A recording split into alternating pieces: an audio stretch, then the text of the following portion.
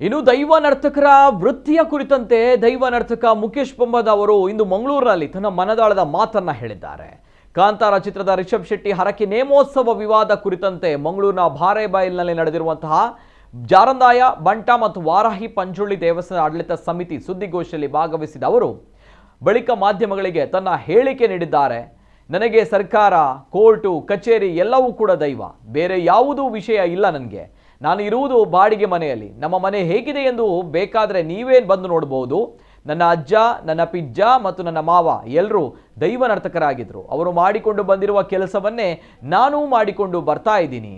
ಅವರು ಕೊಟ್ಟ ಉಪದೇಶ ಪಾಲಿಸಿಕೊಂಡು ಬಂದಿದ್ದೇನೆ. ಅದು ಬಿಟ್ಟು ಬೇರೆ ಯಾವುದೂ ನನಗೆ ಮಾಡಲಿಕ್ಕಿಲ್ಲ ಎಂದು ಮುಖೇಶ್ ಪಂಬದ ತಿಳಿಸಿದರು.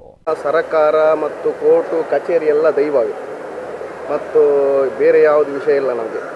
ನಾನು ಇರುವುದು ಬಾಡಿಗೆ ಮನೆಯಲ್ಲಿ ಮತ್ತು ನಮ್ಮ ಮನೆ ಹೇಗೆ ಉಂಟಂತ ನೋಡ್ಬೋದು. ಮತ್ತು ಏನಿದ್ರೂ ಕೂಡ ನನ್ನ ಅಜ್ಜ, ಪಿಜ್ಜ ಮತ್ತು ನನ್ನ ಮಾವ ಅವರು ಏನು ಕೆಲಸ ಮಾಡಿಕೊಂಡು ಬಂದಿದ್ದಾರೆ, ಅವರು ನಮಗೆ ಯಾವ ಉಪದೇಶವನ್ನು ಕೊಟ್ಟು ನಮ್ಮನ್ನು ತೋರಿಸಿಕೊಂಡು ಬಂದಿದ್ದಾರೆ. ನಾವು ಅಷ್ಟೇ ಮಾಡಿದಲ್ಲದೆ ಬೇರೆ ಯಾವುದು ಮಾಡಲಿಕ್ಕಿಲ್ಲ, ಅಷ್ಟೇ ಹೇಳೋದು ನಾನು.